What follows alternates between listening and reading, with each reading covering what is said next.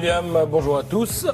Et si on parlait des Anglais? Enfin, pas tous, mais d'un pour commencer, tiens. Pour commencer, comme vous le savez, on célèbre le 400e anniversaire de la mort de William Shakespeare, dont tout le monde ne connaît pas les œuvres par cœur, même si chacun est capable de lui attribuer cette réplique d'Hamlet, acte 3, scène 1, to be or not to be. Elle a fait carrière, cette formule, c'est vrai qu'elle est pratique.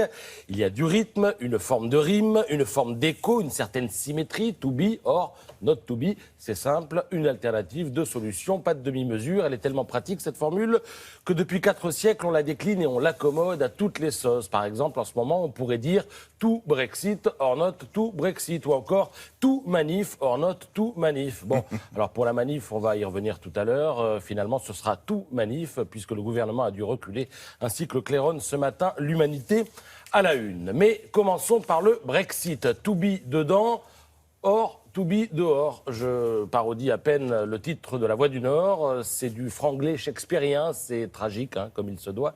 Moult quotidien titre sur le référendum qui commence dans moins d'une heure maintenant outre-Manche. Et la contribution la plus intéressante et ludique que nous est proposée par Libération, qui nous propose en fait 2 unes ce matin. Il y a la une in et la une out, la une recto et la une verso. Le journal se lit dans les deux sens, il suffit juste de le retourner. Et c'est un modèle de parallélisme. D'un côté, vous avez 5 raisons pour que Londres reste, de l'autre, 5 raisons pour que Londres parte. La mise en page ne varie pas, c'est la même dans les deux cas, seul le texte change. Alors côté édito, c'est pareil. Laurent Geoffrin, habituellement préposé à l'exercice, se repose et en faveur du Brexit, l'édito du Sunday Times qui parle de l'Europe comme d'une fausse piste, le terrain de jeu des grandes nations étant désormais mondial. Et puis alors, en faveur du Not Brexit, l'édito de l'Observer qui nous explique que pour faire plus, il faut agir ensemble et ainsi de suite. Dans Libération, les politiques, les artistes, les people britanniques s'expriment.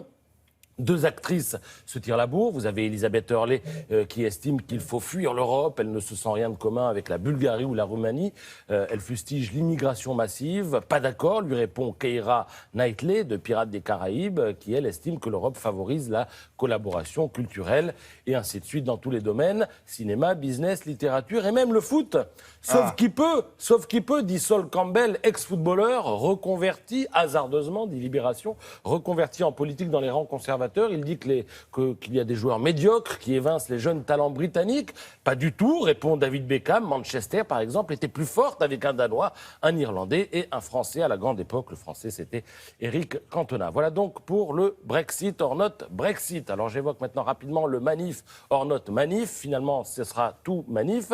Mais quand même, ce matin, un jugement assez cinglant hein, de la presse. Couac, pataquès, valse, hésitation. Vous noterez le jeu de mots. Volte-face, la manif annulé puis maintenu fait les gorges chaudes des éditorialistes, avec en tête de gondole un incisif Paul-Henri Dulimbert qui, dans le Figaro, parle du syndrome Leonarda, du nom, vous savez, de cette jeune Kosovarde en situation irrégulière qui avait été virée, puis autorisée à revenir en France. Alors ça, c'est signe de générosité, mais sans sa famille, c'est-à-dire ça, c'est signe de fermeté. Aujourd'hui, donc, ce sera manif, mais pas trop manif quand même. Alors, si le gouvernement veut prendre des leçons d'autorité, de fermeté, je lui conseille d'aller voir page 20 dans Le Parisien. Il est question de Zlatan Ibrahimovic. Alors vous savez qu'il était à Nice, dans un hôtel. Le personnel a été prié de ne prendre aucune photo et de ne pas le regarder. À un moment, il a dit « j'ai envie de me reposer ». Il était dans le hall. Qu'est-ce qu'il a fait? Il n'est pas monté dans sa chambre, non. Il s'est installé dans le hall. On a fait évacuer le hall pour Zlatan.